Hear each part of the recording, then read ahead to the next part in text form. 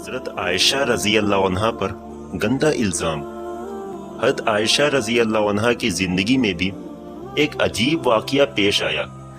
اللہ کے رسول صلی اللہ علیہ وسلم غزوہ بنی مستلق میں تشریف لے گئے۔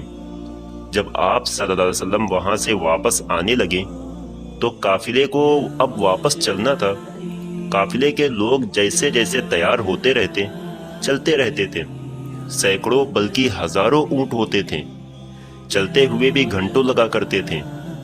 حضرت عائشہ رضی اللہ عنہا نے سوچا کہ قافلے نے جانا ہے، پتہ نہیں کتنا وقت لگ جائے، کیوں نہ قضائے حاجت پیشاب وغیرہ سے فارغ ہو جاؤں۔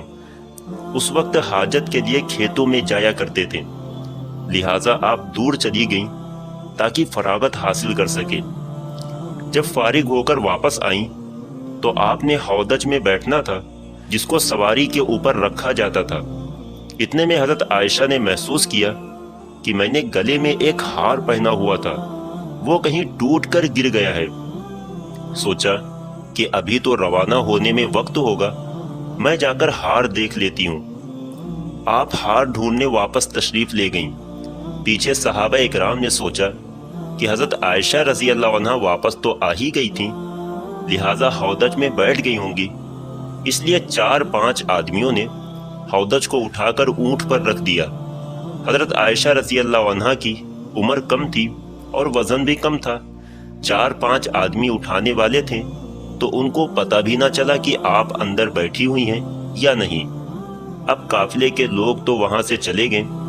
جب حضرت عائشہ رضی اللہ عنہا واپس آئیں تو دیکھا کہ وہ جگہ تو خالی ہے اور قافلہ جا چکا ہے۔ آپ کو اطمینان تھا کہ جب نبی اکرم صلی اللہ علیہ وسلم کو پتہ چلے گا تو کسی نہ کسی کو بھیجیں گے، اس لیے آپ وہیں بیٹھ گئیں۔ تھوڑی دیر کے بعد نیند غالب آ گئی، لہذا اپنے اوپر چادر ڈال لی اور سو گئیں۔ نبی اکرم صلی اللہ علیہ وسلم کی عادت تھی کہ صحابہ اکرام میں سے کسی ایک صحابی کو حکم دیا جاتا تھا کہ جب سارا قافلہ چلا جائے تو اگر رات کا وقت ہو تو صبح کے وقت وہاں آ کر دیکھیں کہ کہیں کوئی چیز پیچھے پڑی تو نہیں رہ گئی۔ لہٰذا ایک بدری صحابی حضرت صفوان رضی اللہ عنہ کو نبی اکرم صلی اللہ علیہ وسلم نے اس کام پر لگایا تھا۔ وہ صحابی جب اس جگہ پر آئیں تو کسی کو اس جگہ پر لیٹا ہوا پایا۔ قریب آئیں تو انہوں نے پہچان لیا کہ یہ تو نبی اکرم صلی اللہ علیہ وسلم کی بیوی حضرت عائشہ ہیں۔ انہوں نے اونچی آواز میں انا للہ و انا الیہ راجعون پڑھا۔ ان صحابی کی آواز سن کر حضرت عائشہ رضی اللہ عنہ کی آنکھ کھلی۔ آپ نے جو چادر اپنے اوپر ڈالی ہوئی تھی اس سے اپنے آپ کو پوری طرح ڈھانپ لیا۔ ان صحابی نے آپ کے لیے اونٹ کو بٹھایا۔ آپ رضی اللہ عنہ اونٹ پر بیٹھ گئیں۔ ان صحابی نے مہار پکڑی اور چل پڑے، یہاں تک کہ جب وہ اس قافلے کے پاس پہنچے تو قافلے میں جو منافق موجود تھے انہوں نے دیکھا تو کہنے لگے کہ اس میں تو کچھ نہ کچھ بات ہوگی۔ منافق لوگ تو پہلے ہی ایسے موقع کی تلاش میں رہتے تھے کہ جس سے مسلمانوں کو پریشان کر سکیں اور نبی اکرم صلی اللہ علیہ وسلم کو تکلیف پہنچا سکیں، لہٰذا انہیں باتیں کرنے کا موقع مل گیا۔ اور یہ منافق کہنے لگے کہ نعوذ باللہ حضرت عائشہ رضی اللہ عنہا نے ان صحابی کے ساتھ گندا کام کیا ہے، اسی وجہ سے وہ قافلے سے پیچھے رہ گئی تھیں۔ لہٰذا جب مدینہ پہنچے تو نبی اکرم صلی اللہ علیہ وسلم کو اس بات کا پتہ چلا کہ منافق لوگ حضرت عائشہ پر ایسا گندا الزام لگا رہے ہیں۔ آپ صلی اللہ علیہ وسلم کو بڑا صدمہ ہوا، لوگوں میں یہ بات پھیلنا شروع ہو گئی۔ حضرت عائشہ رضی اللہ عنہا فرماتی ہیں کہ میں قافلے سے واپس آ کر 1 مہینے تک بیمار رہی اور کمزور بھی ہو گئی۔ ایک دن میں ایک صحابیہ حضرت ام مستہ رضی اللہ عنہا کے ساتھ قضائے حاجت پیشاب وغیرہ کے لیے رات کو باہر کھیتوں کی طرف نکلی۔ راستہ چلتے ایک جگہ پر ان صحابیہ رضی اللہ عنہا کو ٹھوکر لگی۔ انہوں نے اپنے بیٹے کو بددعا دی۔ میں نے کہا تم اپنے بیٹے کے لیے بددعا کیوں کر رہی ہو؟ وہ کہنے لگیں تمہیں پتہ نہیں کہ وہ تمہارے بارے میں کیا باتیں کر رہا ہے؟ میں نے پوچھا کہ کیا بات کر رہا ہے؟ اس وقت انہوں نے ساری تفصیل بتا دی کہ آپ کے بارے میں سارے شہر میں ایسی گندی گندی باتیں ہو رہی ہیں۔ حضرت عائشہ رضی اللہ عنہا فرماتی ہیں کہ جب میں نے یہ باتیں سنی تو میرے دل پر صدمہ ہوا۔ میں گھر آئی اور نبی اکرم صلی اللہ علیہ وسلم کا انتظار کرنے لگی۔ آپ صلی اللہ علیہ وسلم جب مسجد سے واپس آئیں تو میں آپ کے سامنے آئی اور سلام کیا۔ آپ نے سلام کا جواب دیا مگر چہرہ دوسری طرف کر لیا۔ میں دوسری طرف سے آئی مگر نبی اکرم صلی اللہ علیہ وسلم نے اپنی نگاہیں دوسری طرف کر لی۔ آپ کی خاموش نگاہوں نے مجھے بہت ساری باتیں سکھا دی تھیں کہ اس وقت محبوب کی طبیعت پر بوجھ ہے اور آپ کوئی بات نہیں کرنا چاہتے ہیں۔ میں نے سوچا کہ چلو میں اپنے ماں باپ کے گھر چلی جاتی ہوں تاکہ صحیح حالات کا پتہ چل سکے کہ میرے بارے میں کیسی کیسی باتیں کی جا رہی ہیں۔ میں نے گھر جانے کی اجازت چاہی تو اللہ کے رسول صلی اللہ علیہ وسلم نے اشارے سے فرما دیا کہ ہاں چلی جاؤ۔ فرماتی ہیں کہ جب میں گھر پہنچی تو میری امی نے دروازہ کھولا۔ میں نے دیکھا کہ میری امی کی آنکھیں رو رو کر لال ہو چکی ہیں، پریشان چہرے کے ساتھ کھڑی ہیں۔ میں نے پوچھا امی کیا ہوا؟ امی خاموش رہی، کوئی جواب نہ دیا، آنکھوں سے آنسو ٹپکنا شروع ہو گئے۔ میں نے پوچھا امی میرے ابو کدھر ہیں؟ انہوں نے چارپائی کی طرف اشارہ کر دیا۔ میں نے دیکھا کہ میرے ابو حضرت ابو بکر صدیق رضی اللہ عنہ چارپائی پر بیٹھے قرآن پڑھ رہے ہیں۔ ایک ایک آیت پر آنکھوں سے آنسو ٹپ ٹپ گرتے ہیں، اللہ کے حضور میں دعائیں مانگ رہے ہیں۔ فرماتی ہیں کہ میں نے جب گھر میں بھی غم کا ماحول دیکھا تو میری طبیعت اور زیادہ پریشان ہو گئی۔ میں نے سوچا کہ میں کیا کروں؟ جن پر مجھے بھروسہ تھا، جو میری زندگی کے رکھوالے تھے، وہ بھی آج مجھ سے ناراض ہیں، ماں باپ بھی آج جدا ہیں، میں آج کہاں جاؤں؟ دل میں خیال آیا کہ کیوں نہ میں اپنے اللہ کی طرف متوجہ ہوں۔ اس لیے فرماتی ہیں کہ میں نے وضو کیا اور گھر کے ایک کونے کی طرف جانے لگی۔ ماں نے پوچھا عائشہ کدھر جا رہی ہو؟ ان کو ڈر لگا کہ بیٹی پریشان ہے، ایسا نہ ہو کہ کوئی خطرناک فیصلہ کر لے۔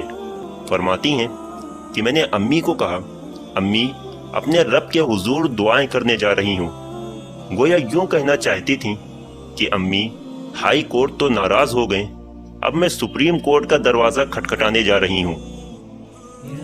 فرماتی ہیں کہ میں نے مصلی بچھایا اور سجدے میں سر رکھ کر دعائیں مانگنے شروع کر دیں کہ اے مسکینوں کے پروردگار، اے فریادیوں کی فریاد سننے والے اللہ، اے مظلوموں کے پروردگار، اے کمزوروں کی سننے والے آقا، تیرے مقبول بندوں پر جب بھی کوئی ایسا وقت آیا، اے اللہ تو نے ہی ان کی مدد کی۔ اے اللہ یوسف علیہ السلام پر الزام لگا تھا تو آپ نے ہی انہیں بچایا۔ اے اللہ مریم علیہ السلام پر الزام لگا تو آپ نے ہی ان کی پاک دامنی کی گواہی دلوائی۔ اے اللہ آج تیری محبوب کی عائشہ تیرے دروازے پر حاضر ہے اور فریاد کرتی ہے کہ میرے بارے میں بھی اسی طرح کی باتیں کی جا رہی ہیں۔ اے میرے پروردگار تو حمیرہ کی مدد فرما، میرے شوہر نے بھی اس وقت میرے ساتھ بات کرنا چھوڑ دیے۔ اے اللہ اب تیرے سوا کوئی سہارا نہیں جو اس کمزور کو تسلی دے سکے۔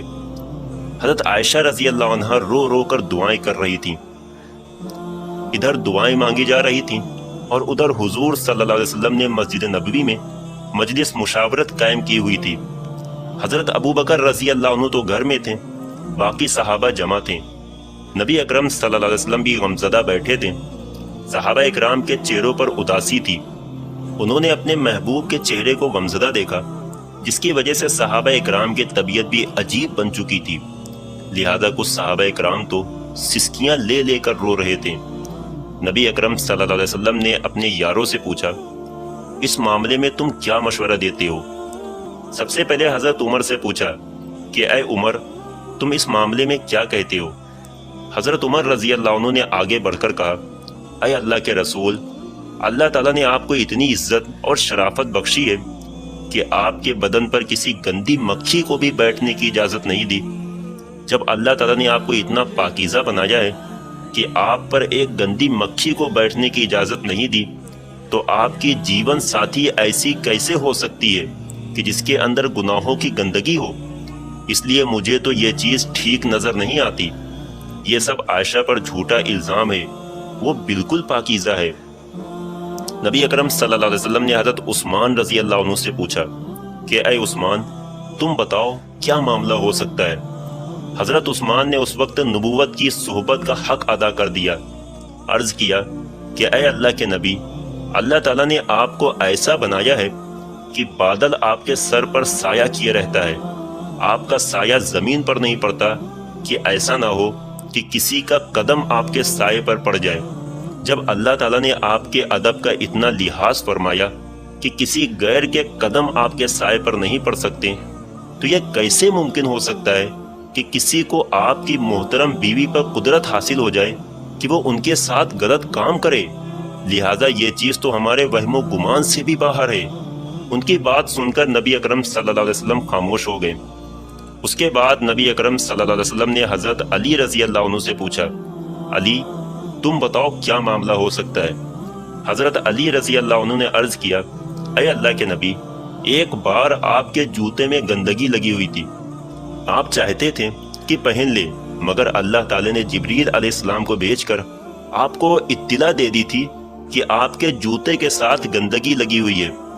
جب جوتے پر گندگی لگی ہوئی تھی تو آپ کو بتا دیا گیا تھا۔ اگر آپ کے گھر والوں کے ساتھ ایسا کوئی معاملہ ہوتا تو آپ کو کیوں نہ بتا دیا جاتا؟ اس لیے یہ بات مجھے ٹھیک نظر نہیں آتی۔ نبی اکرم صلی اللہ علیہ وسلم پھر خاموش ہو گئے۔ آپ صلی اللہ علیہ وسلم کی اداسی دیکھ کر حضرت علی رضی اللہ عنہ دوبارہ کہنے لگے کہ اے اللہ کے نبی، اگر آپ کی طبیعت بہت زیادہ غمزدہ ہے تو آپ چاہیں تو عائشہ کو طلاق دے دیں، آپ کے لیے بیویوں کی کون سی کمی ہے؟ اللہ تعالیٰ آپ کو کوئی اور جیون ساتھی عطا فرما دیں گے۔ ان کی یہ بات سن کر حضرت عمر رضی اللہ عنہ تڑپ اٹھے اور کھڑے ہو گئے۔ انہوں نے اس وقت نبی اکرم صلی اللہ علیہ وسلم سے پوچھا، اے اللہ کے نبی، آپ یہ ارشاد فرمائیے کہ عائشہ سے نکاح آپ نے اپنی مرضی سے کیا تھا یا آپ کو اللہ نے کہا تھا کہ عائشہ سے نکاح کرو؟ نبی اکرم صلی اللہ علیہ وسلم نے انگلی سے آسمان کی طرف اشارہ کیا کہ یہ تو میرے رب کی طرف سے اشارہ تھا کہ عائشہ سے نکاح کرو۔ اس پر حضرت عمر رضی اللہ عنہ فرمانے لگے کہ اے اللہ کے نبی، اب آپ مجھے چھوڑ دیجئے اور ان منافقوں کو چھوڑ دیجئے۔ میری تلوار جانے اور منافقوں کی گردنیں جانے، وہ اللہ کی پسند کی عورت کے بارے میں ایسی گندی باتیں کیسے کر رہے ہیں؟ یہ نہیں ہو سکتا۔ نبی اکرم صلی اللہ علیہ وسلم نے اس وقت حضرت عمر کو پیار کی نگاہوں سے دیکھ کر حضرت عمر رضی اللہ عنہ کے غصے کو ٹھنڈا کیا، دل سے گویا کہہ رہے ہوں کہ عمر، اللہ تیرا نگہبان ہو، تو نے میرے غم کو ہلکا کر دیا۔ نبی اکرم صلی اللہ علیہ وسلم کی طبیعت کو اطمینان آ گیا، آپ اٹھے اور مجلس ختم ہو گئی۔ اس کے بعد حضور صلی اللہ علیہ وسلم حضرت ابوبکر رضی اللہ عنہ کے گھر کی طرف گئے تاکہ معلوم کریں کہ میری عائشہ کس حال میں ہے۔ نبی اکرم صلی اللہ علیہ وسلم نے دروازے پر دستک دی۔ حضرت ابوبکر رضی اللہ عنہ کی بیوی نے دروازہ کھولا۔ نبی اکرم صلی اللہ علیہ وسلم نے دیکھا کہ ان کا رو رو کر برا حال ہو چکا ہے۔ جب صدیق اکبر رضی اللہ عنہ کی طرف دیکھا تو ان کی آنکھیں بھی رو رو کر لال ہو چکی تھیں۔ آپ نے پوچھا، عائشہ نظر نہیں آ رہی، عائشہ کہاں ہے؟ انہوں نے گھر کے ایک کونے کی طرف اشارہ کیا۔ اس وقت حضرت عائشہ رضی اللہ عنہ سجدے میں پڑی رو رہی تھی۔ بعد میں حضرت عائشہ رضی اللہ عنہ فرماتی ہیں کہ محبوب صلی اللہ علیہ وسلم جب تشریف لائے تھے تو میرے دل میں بات آئی تھی کہ میں اسی وقت آپ صلی اللہ علیہ وسلم کے قدموں میں چمٹ جاؤں اور جی بھر کر رو لوں کہ میرے ساتھ یہ کیا معاملہ پیش آ رہا ہے، مگر میرے دل نے کہا، عائشہ، تو نے اپنے رب کے سامنے اپنی فریاد بیان کر لی ہے، اب اپنے رب سے ہی مانگ لے، تیرا رب تیرا نگہبان ہوگا۔ لہذا نبی اکرم صلی اللہ علیہ وسلم نے فرمایا، عائشہ۔ آپ صلی اللہ علیہ وسلم کی آواز سنتے ہی حضرت عائشہ نے سجدہ پورا کیا اور آ کر چارپائی پر خاموش بیٹھ گئی۔ نبی اکرم صلی اللہ علیہ وسلم قریب بیٹھ گئے۔ آپ نے پیار سے سمجھایا کہ عائشہ، اگر تجھ سے کوئی ایسی غلطی ہو گئی ہے تو اپنے رب سے معافی مانگ لے، رب کریم گناہوں کو معاف کرنے والا ہے۔ حضرت عائشہ فرماتی ہیں کہ اس وقت تک تو میں صبر کے ساتھ بیٹھی تھی، لیکن آپ صلی اللہ علیہ وسلم کی یہ باتیں سن کر میرے ضبط کے باندھ ٹوٹ گئے، میری آنکھوں سے آنسو بہنے لگے۔ میں بیٹھی روتی رہی مگر خاموش تھی۔ روتے ہوئے میں نے کہا، میں وہی بات کہوں گی جو یوسف علیہ السلام کے والد نے کہی تھی کہ میں اپنا غم اور شکوہ اپنے رب سے کہتی ہوں۔ حضرت عائشہ رضی اللہ عنہ فرماتی ہیں کہ میں نے یہ الفاظ کہیں اور پھر حضور صلی اللہ علیہ وسلم کے چہرے کی طرف دیکھا۔ آپ صلی اللہ علیہ وسلم کے ماتھے پر پسینے کے قطرے تھے۔ آپ کے اندر وہ حسین کپکپی دیکھی جو وحی نازل ہونے کے وقت ہوا کرتی تھی۔ آپ صلی اللہ علیہ وسلم کے اوپر نیند سی طاری ہو گئی۔ آپ صلی اللہ علیہ وسلم نے اپنے اوپر چادر ڈال لی۔ حضرت عائشہ رضی اللہ عنہ فرماتی ہیں کہ میں آرام سے بیٹھی تھی، دل میں خیال تھا کہ اللہ تعالیٰ آپ صلی اللہ علیہ وسلم کو خبر کر دیں گے یا نیند میں کوئی خواب دکھا دیں گے کہ میں بے گناہ ہوں، مگر میرے باپ اور میری ماں اتنی دیر اور زیادہ پریشان تھے۔ میں نے اپنے والد کو دیکھا کہ تڑپ رہے تھے کہ وحی نازل ہو رہی ہے، پتہ نہیں میری بیٹی کی قسمت کا کیا فیصلہ ہوتا ہے۔ والد کی آنکھوں میں بھی آنسو اور امی کی آنکھوں میں بھی آنسو۔ حضرت عائشہ رضی اللہ عنہ فرماتی ہیں کہ میں آرام سے بیٹھی تھی۔ تھوڑی دیر بعد حضور صلی اللہ علیہ وسلم نے چہرے سے کپڑا ہٹایا تو آپ صلی اللہ علیہ وسلم کا چہرہ 14ویں کے چاند کی طرح چمک رہا تھا۔ فرماتی ہیں کہ اس وقت جب میں نے آپ کے چہرے پر خوشی کے آثار دیکھے تو میں سمجھ گئی کہ اللہ تعالیٰ نے رحمت فرما دی ہے۔ نبی اکرم صلی اللہ علیہ وسلم نے ارشاد فرمایا، عائشہ مبارک ہو، اللہ کا کلام آیا ہے، اللہ تعالیٰ نے تیری براءت نازل فرما دی ہے کہ تو بالکل بے گناہ ہے۔ حضرت عائشہ رضی اللہ عنہ فرماتی ہیں کہ اس وقت میری امی کہنے لگیں کہ اے عائشہ اٹھو اور نبی اکرم صلی اللہ علیہ وسلم کا شکریہ ادا کرو۔ فرمانے لگیں کہ اس وقت میری توجہ رب کی طرف گئی اور میں نے کہا کہ میں تم میں سے کسی کا شکریہ ادا نہیں کروں گی، بلکہ میں تو اپنے رب کا شکریہ ادا کروں گی، اسی نے مجھے بچایا ہے۔ اللہ نے حضرت عائشہ رضی اللہ عنہ کی پاک دامنی میں پوری 18 آیتیں نازل فرمائیں۔ یہی نہیں کہ صرف حضرت عائشہ کو بے گناہ فرمایا، بلکہ حضرت عائشہ رضی اللہ عنہ سے فرمایا کہ تمہیں اتنے دنوں تک جو تکلیفوں میں رہنا پڑا، اس کے بدلے میں تمہارے لیے مغفرت اور اللہ تعالیٰ کی طرف سے بڑا اجر ہے۔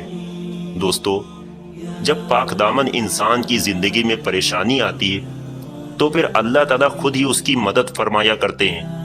آج بھی جو انسان نیکی کی زندگی اور پرہیزگاری کی زندگی بسر کرے گا، اللہ تعالیٰ کی مدد و نصرت اس کے ساتھ ہوگی۔ محبوب صلی اللہ علیہ وسلم کی تعلیمات کتنی اچھی ہیں کہ آپ نے اس بات سے منع فرمایا کہ کوئی بھی ایسا کام کیا جائے جو حیا کے تقاضوں کے خلاف ہو۔ آپ نے ایک ایک صحابی کو حیا کا ایسا نمونہ بنا دیا تھا کہ ان کی نگاہیں پاکیزہ، ان کا دل پاکیزہ اور ان کی زندگی گناہوں سے پاکیزہ ہوتی تھی۔ اللہ تعالی ہمیں بھی ان کی پاک دامنی والی زندگیوں کا نمونہ عطا فرما دے اور ہمیں بھی حیا اور غیرت والی زندگی گزارنے کی توفیق عطا فرما دے۔